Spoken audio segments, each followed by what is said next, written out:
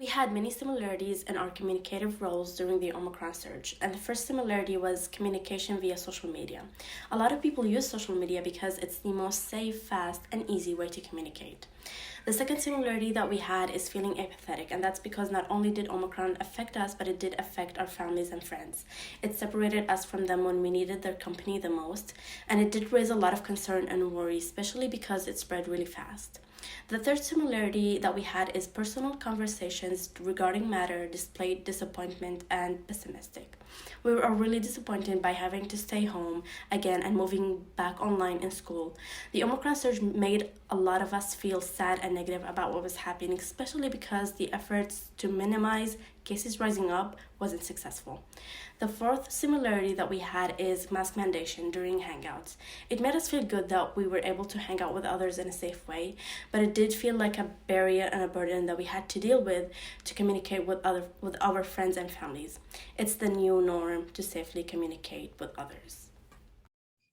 Because I'm the international student, so I'm really difficult to go back to my country and meet my friend and family. So differences in communication roles for me is unable to see loved ones due to the extremely precaution taken by international protocols, self-isolation from everyone, and coping with the circumstance through movies, cooking, baking, and games.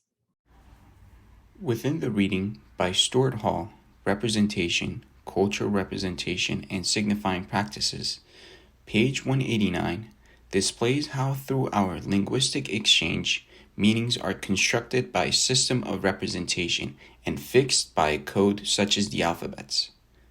Through representation, we are able to fabricate an imagery of what the word looks like, tangible or intangible. For example, the word COVID, due to its massive impact, has lived in imagery shared in similar manner, causing traumatic experience. As Stuart Hall mentioned, we are able to produce meanings through practice, and COVID has been a trendsetter in global media, establishing a prestige. Since the Omicron virus was announced in an email from the Chancellor, the administration has worked to make things as clear as possible regarding how the new variant will affect students' education. To make sure of this, students have been receiving updates from the Chancellor and Return to Learn weekly emails. These emails are loaded with resources as listed on the slide. Their purpose is to communicate to students that UCSD is calm, cool, and collected when facing these unexpected situations. So, this overcommunication of information serves to lessen students' fears and anxieties. In every Return to Learn email, there is the logo that comes with it, which proudly pictures the Geisel Library. To UCSD students, the Geisel Library is very representative of the prestigiousness of our school, our high intellect and worth ethic, as well as our ingenuity. It represents what we can accomplish as a school. In other cases, it directly represents a place of study, a place where work gets done and degrees are earned. This strategic logo is therefore there to remind students of the pride they feel for their school and give them confidence in its leaders. The pictures of scientists working in a lab on the email also definitely make students draw a mental connection to their trust in the administration.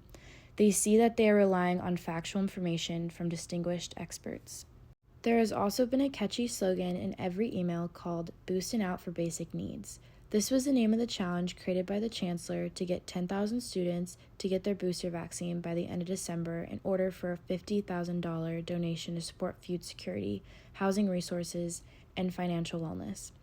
Get Boosted, Get Bucks was another slogan created for a new challenge for the month of January that promised $10 in Triton cash to students when they got boosted. Another slogan that aimed to get people to receive the booster was Protect Yourself and Provide for Others. These headliner messages that provide enticing incentives all serve to communicate the importance for students to get their booster in order to lower COVID cases and get back to in-person school as soon as possible.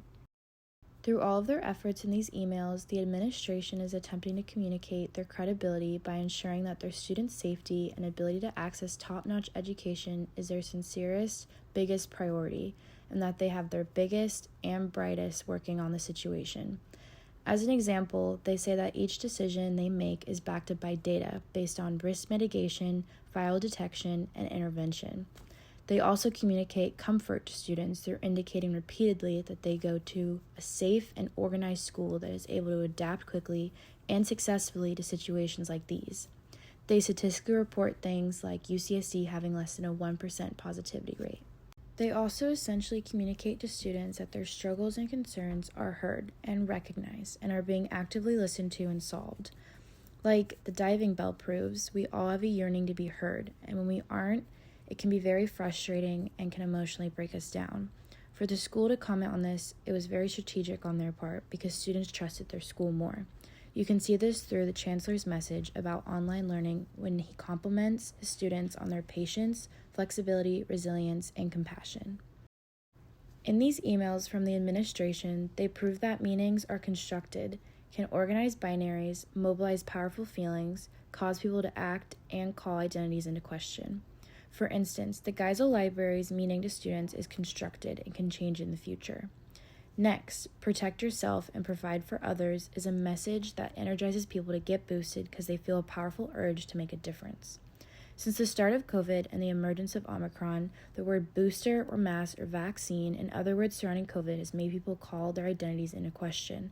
It forces people to ask themselves what their role is in this pandemic, whether they are skeptic of the effectiveness of safety protocols or someone who is making the world a safer place and contributing to the downward trend of COVID cases. This is also an example of how meanings create binaries. With the present climate, the word vaccine now generates a conversation about being an anti-vaxxer or a pro-vaxxer.